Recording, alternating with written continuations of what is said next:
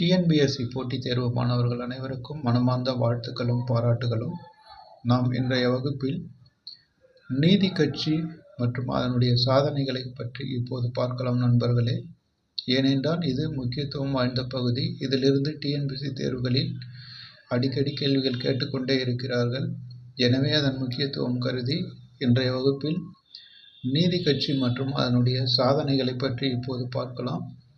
நாம் ஏற்கனவே முக்கியமான சில வகுப்புகளை பார்த்திருக்கிறோம். பார்க்காதவர்கள் நம்முடைய யூடியூப் சேனலில் பதிவேற்றம் செய்யப்பட்டுள்ளது, பார்த்து பயன்பெறுங்கள் நண்பர்களே. அதாவது தந்தை பெரியாரை பற்றியும் பேரறிஞர் அண்ணா அவர்களை பற்றியும் ஏற்கனவே பார்த்திருக்கிறோம்.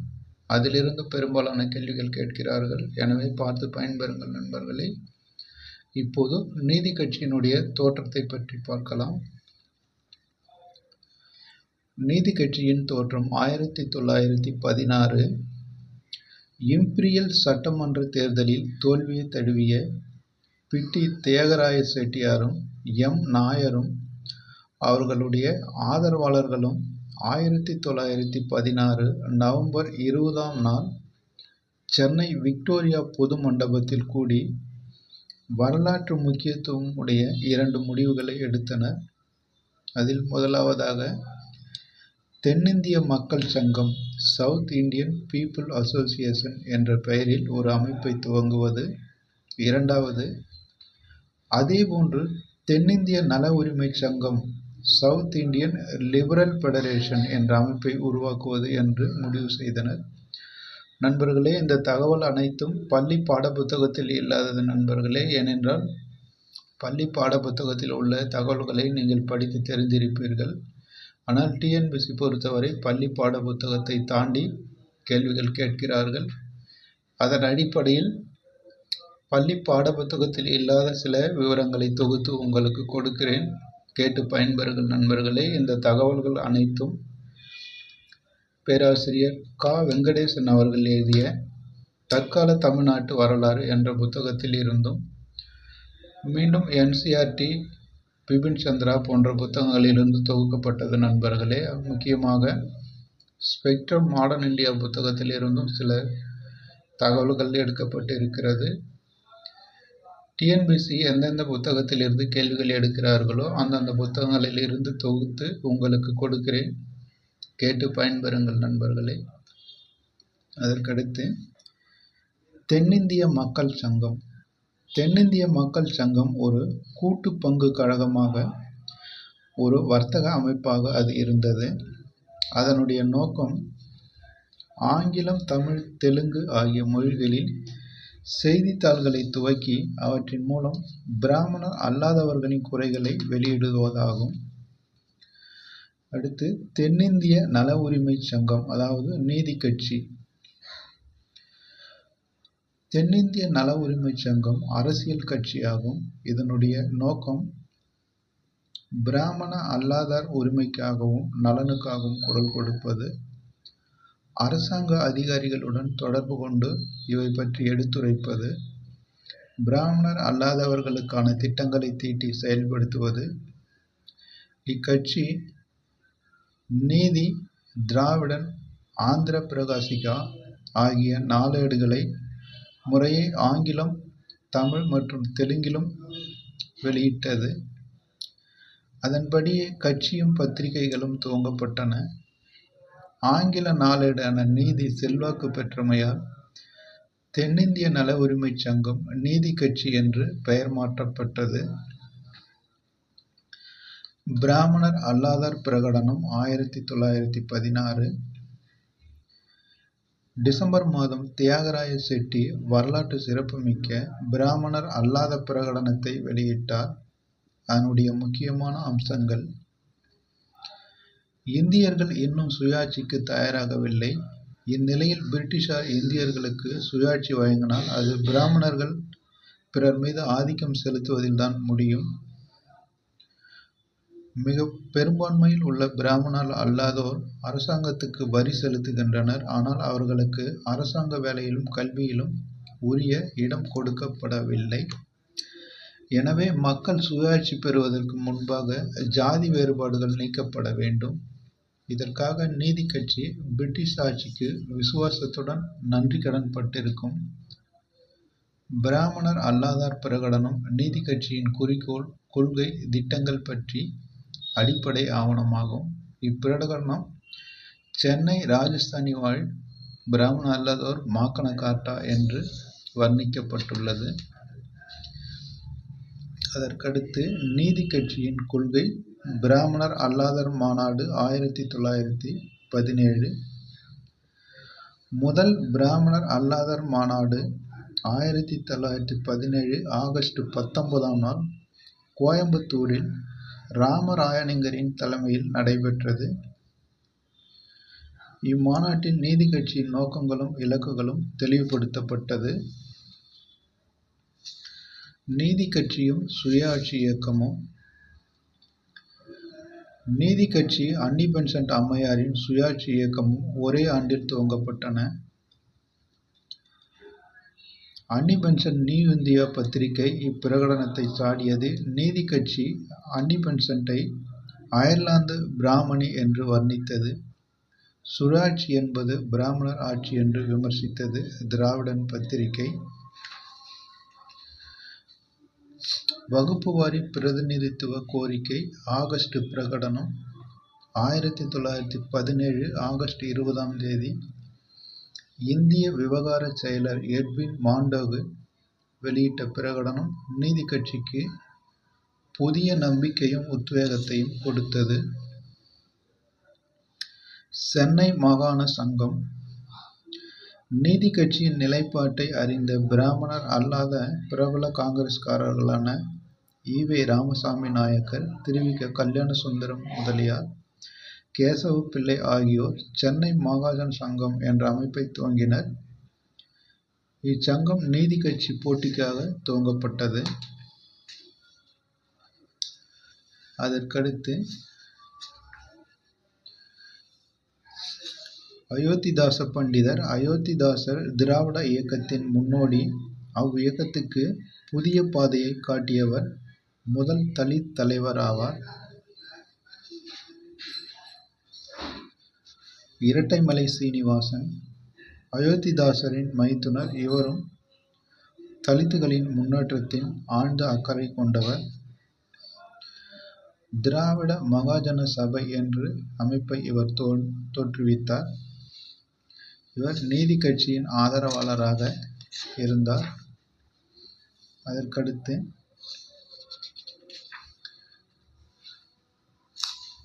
நீதி கட்சியின் டி.எம். நாயர் மற்றும் சில தலைவர்கள் அந்த அமைப்பில் பங்கெடுத்திருந்தார்கள். அதாவது பிட்டி தியாகராய செட்டியார் வணிகவேந்தர் என்று அறியப்படுகிறார். தியாகராய செட்டியார் வெள்ளுடை வேந்தர் என்றும் அழைக்கப்படுகிறார். நண்பர்களே, அதாவது டிஎன்பிசியில் ஏற்கனவே கேட்கப்பட்ட கேள்வி. வெள்ளுடை வேந்தர் என அழைக்கப்பட்டவர் தியாகராய செட்டியார். அதற்கடுத்து நீதி கட்சியினுடைய சாதனைகளை பற்றி தான் நிறைய கேள்விகள் கேட்கிறார்கள். அதை பற்றி பார்க்கலாம்.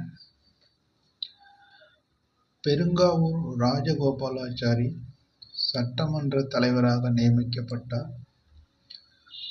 பிராமணர் அல்லாதார் அமைச்சரவையில் பிராமணர் அமைச்சராக நியமிக்கப்பட்டது குறிப்பிடத்தக்கது.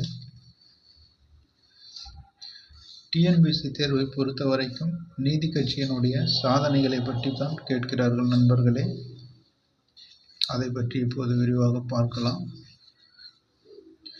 அதாவது நீதி கட்சி தான் இந்தியாவிற்கே முதலாக நிறைய திட்டங்களை அறிமுகப்படுத்தியது. அதன் பிறகுதான் ஒவ்வொரு மாநிலமாக இந்தியாவிற்கே அவை அறிமுகமாயின. அதனுடைய மகத்துவமான சாதனைகளை இப்போது பார்க்கலாம். அதில் முக்கியமாக குறிப்பிடப்பட வேண்டியது பெண்களுக்கு வாக்குரிமை கொடுத்தது. அதன் பிறகு இலவச மதிய உணவு திட்டத்தை அறிமுகப்படுத்தியது. கோட்டா முறையை அறிமுகப்படுத்தியதும் நீதி கட்சி. பொதுப்பணியாளர் தேர்வாணையத்தை அறிமுகப்படுத்தியதும் நீதி கட்சி. அதாவது இன்று டிஎன்பிசி என்று சொல்லக்கூடிய அதனுடைய முன்னோடி அமைப்பான பொதுப் பணியாளர் தேர்வாணையம் என்பதை அறிமுகப்படுத்தியதும் நீதி கட்சி தான். இப்படி மகத்துவம் வாய்ந்த சாதனைகளை செய்திருக்கிறது. அதை பற்றி இப்போது பார்க்கலாம்.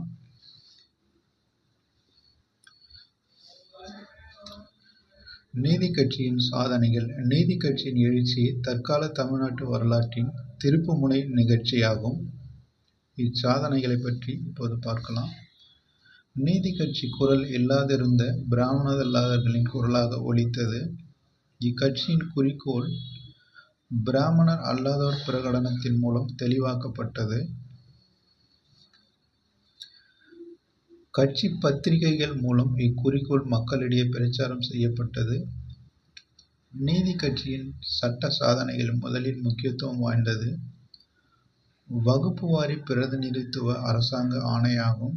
இந்த ஆணையின் அடிப்படையில்தான் பிற்கால இடஒதுக்கீடு கொள்கைகள் வகுக்கப்பட்டன. அதாவது கோட்டா முறை நண்பர்களே. இப்போது உள்ள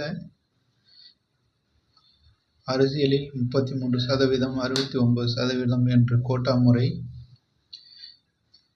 நடைமுறைப்படுத்துகிறார்கள். இது முதலில் நீதி கட்சியில் தான் அறிமுகப்படுத்தப்பட்டது. அதற்கடுத்து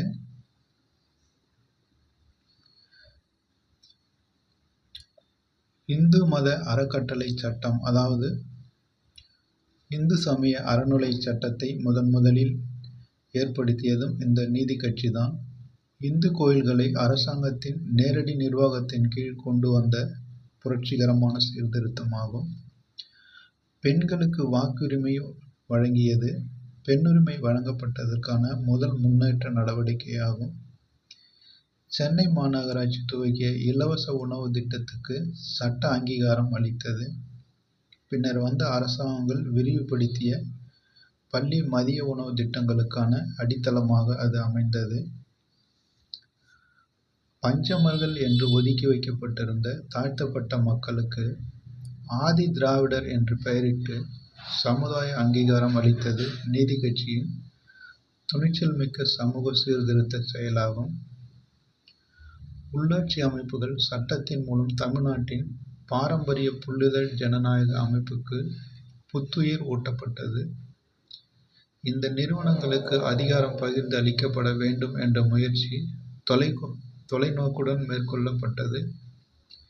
தாழ்த்தப்பட்ட மக்கள் சொந்த வீடு கட்டிக்கொள்வதற்காக இலவச வீட்டு மனை பட்டா வழங்கும் திட்டத்தை அறிமுகப்படுத்தியது நண்பர்களே. முதலாக நிலமற்றவர்களுக்கும் வீடற்றவர்களுக்கும் அரசாங்க நிலத்தில், அதாவது புறம்போக்கு நிலம் என்று சொல்லக்கூடிய அரசாங்க நிலத்தில் வீடுகள் கட்டி கொள்வதற்காக இலவச வீட்டு மனை பட்டாவை அறிமுகப்படுத்தியதும் இந்த நீதி கட்சி தான். மாநிலத்தின் பொருளாதார வளர்ச்சி தொழில்மயமாவதில் உள்ளது என்பதை நன்குணர்ந்த நீதி கட்சி சென்னை மாநில தொழிற்சாலைகளுக்கு உதவ சட்டத்தை நிறைவேற்றியது. இது பொருளாதார திட்டமாகும். நீதி கட்சியின் துவக்க கால நடவடிக்கைகளின் விளைவாக மாநில மக்களிடையே, குறிப்பாக தாழ்த்தப்பட்ட பிற்படுத்தப்பட்ட மக்களிடையே தன்மான உணர்வும் உரிமை வேட்கையும் வாழ்க்கையில் உயர வேண்டும் என்ற எண்ணமும் வேர்விட்டு வளராயிற்று. நீதி கட்சி ஆட்சியின் கீழ் சென்னை வரலாறு காணாத வளர்ச்சி அடைந்தது. சென்னை நகர திட்ட சட்டம் 1920 செயல்படுத்தப்பட்டதன் விளைவாக பல குடியிருப்பு காலனிகள் உருவாக்கப்பட்டன. நீண்ட நுங்கம்பாக்கம் நீர்நிலை அமைக்கப்பட்டது. மர்மலான் கிராமம் மாம்பலம் ஆயிற்று. தியாகராய நகர் என்று பெயர் பெற்றது. சென்னை நகரின் மையப்பகுதியில் பனகல் பூங்கா புன்னகைத்தது. Usman road, Habibullah road, Thanikachalam road, Natesan பூங்கா, பாண்டி பஜார் போன்றவை நாகநாகரிக அடையாளங்களாயின. மருத்துவ படிப்புக்காக இந்திய மருத்துவப் பள்ளி துவங்கப்பட்டது. சிவஞானம் பிள்ளை குழுவின் பரிந்துரையின் பேரில்தான் பின்னர் அண்ணாமலை பல்கலைக்கழகம் துவங்கப்பட்டது நண்பர்களே. 1929ஆம் ஆண்டு நீதி கட்சியின் ஆட்சி காலத்தில் அண்ணாமலை பல்கலைக்கழகம் துவங்கப்பட்டது. அதேபோல ஆந்திரா பல்கலைக்கழகமும் நீதி கட்சி ஆட்சி காலத்தில் தான் துவங்கப்பட்டது நண்பர்களே. அதாவது அப்போது ஆந்திராவும் சென்னை மாகாணத்தில் தான் இருந்தது. எனவே அந்த ஆந்திரா பல்கலைக்கழகமும் சென்னை மாகாண நிர்வாகத்துக்கு உட்பட்டு இருந்தது. எனவே அண்ணாமலை பல்கலைக்கழகமும் ஆந்திரா பல்கலைக்கழகமும் நீதி கட்சி ஆட்சி காலத்தில் தான் தொடங்கப்பட்டது. தமிழ்நாட்டில் இரட்டை ஆட்சி காலம் முழுவதையும் நீதி கட்சி ஆக்கிரமித்து கொண்டது. நிர்வாக பொறுப்புகள் இரண்டாக பிரிக்கப்பட்டன. பிரித்து கொடுக்கப்பட்ட துறைகள் மற்றும் ஒதுக்கப்பட்ட துறைகள் கல்வி, பொதுப்பணி, விவசாயம், உள்ளாட்சி, பொது சுகாதாரம், மருத்துவ நிர்வாகம், தொழிற்கல்வி, வளர்ச்சி, ஆராய்ச்சி போன்ற துறைகள் பிரித்து கொடுக்கப்பட்ட துறைகளாகும். அதேபோன்று காவல், நீதி நிர்வாகம், நில வருவாய், சிறைகள், தொழில் தகராறுகள் தீர்த்தல் போன்றவை ஒதுக்கப்பட்ட துறைகளாகும். நீதி கட்சி பிரித்து கொடுக்கப்பட்ட துறைகளில் குறிப்பிடத்தக்க சாதனைகளை செய்தது. நிலையான ஆட்சியை கொடுத்தது நீதி கட்சி. அதாவது நீதி கட்சியின் ஆட்சி காலத்தில் தான் நிலையான அரசாங்கத்தை அமைத்து செயல்பட்டது. அதன் விளைவாக சில ஆரோக்கிய ஜனநாயக வழக்காறுகள் பின்பற்றப்பட்டன. மக்கள் நலம் சம்பந்தப்பட்ட துறைகளை நிர்வகிக்கும் அனுபவம் கிடைத்தது. ஆளுநர் சட்டமன்றத்தில் பெரும்பான்மை பலம் பெற்ற கட்சியின் தலைவரை அரசாங்கம் அமைக்கும் வழக்கமும் ஏற்பட்டது. அமைச்சரவையின் கூட்டு பொறுப்பு அமைச்சரவை சட்டசபைக்கு பொறுப்பானது போன்று பிரிட்டிஷ் நடைமுறைகள் பின்பற்றப்பட்டன. கட்சி கொறடா சட்டமன்றத்துக்குள் கட்சி கட்டுப்பாட்டை நிலைநாட்டும் பழக்கம் வழக்கத்துக்கு வந்தது. இந்திய அரசியலில் சமூகவியலை ஆழ்ந்து ஆய்வு செய்த பாஸ்கரன் பிரிட்டிஷ் இந்தியாவில் சென்னை, ராஜஸ்தானில் மட்டுமே இரட்டை ஆட்சி வெற்றிகரமாக செயல்பட்டது என்று குறிப்பிட்டுள்ளார். அதாவது நண்பர்களே, நீதி கட்சியின் எழுச்சி தற்கால தமிழ்நாட்டு அரசியல் வரலாற்றை திசை திருப்பிய ஒரு நிகழ்ச்சியாகும். மாணவர்களே, டிஎன்பிஎஸ்சி தேர்வில் நீதி கட்சி எப்போது தோற்றுவிக்கப்பட்டது என்று கேட்பார்கள், அல்லது யாரால் தோற்றுவிக்கப்பட்டது என்று கேட்பார்கள். அதற்கடுத்து முக்கியமாக அதனுடைய சாதனைகள் தான் பெரும்பாலும் இதுவரை கேட்டு வருகிறார்கள். நண்பர்களே, அதை ஒரு முறை சுருக்கமாக பார்த்து விடலாம். அதாவது நீதி கட்சி ஆட்சி காலத்தில் பெண்களுக்கு முதலாக, அதாவது இந்திய அளவிலேயே பெண்களுக்கு முதலாக வாக்குரிமை, அதாவது ஓட்டு போடுகிற உரிமையை வழங்கியது நீதி கட்சி ஆட்சி காலத்தில் தான். அதன் பிறகு இந்து சமய அறநிலை சட்டம் ஏற்படுத்தப்பட்டதும் நீதி கட்சியின் ஆட்சி காலத்தில் தான். அதுபோக ஆந்திரா பல்கலைக்கழகமும் அண்ணாமலை பல்கலைக்கழகமும் ஏற்படுத்தப்பட்டதும் நீதி கட்சியின் ஆட்சி காலத்தில் தான்.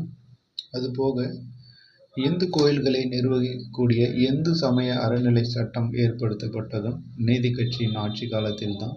அதற்கடுத்து பொதுப்பணியாளர் தேர்வாணையம் என்று சொல்லக்கூடிய, அதாவது இன்றைக்கு உள்ள டிஎன்பிஎஸ்சி போன்ற ஒரு அமைப்பு இந்திய அளவிலேயே முதலில் ஏற்படுத்தப்பட்டது நம்முடைய தமிழ்நாட்டில் தான். அதாவது சென்னை மாகாணத்தில் நீதி கட்சி ஆட்சி காலத்தில் தான் அது ஏற்படுத்தப்பட்டது நண்பர்களே.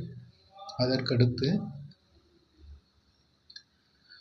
அரசியலில் கொறடா என்று சொல்லக்கூடிய, அதாவது கட்சிக்கு பொறுப்பானவரை நியமிக்கக்கூடிய ஒரு முறையும் ஏற்படுத்தப்பட்டது. அதாவது கோட்டா ஒதுக்குமுறை, அதாவது இலக்கா ஒதுக்குமுறை, துறைகள் ஒதுக்குமுறை என்று சொல்லக்கூடிய அந்த முறையும் அரசியலில் நீதி கட்சி தான் அறிமுகப்படுத்தியது.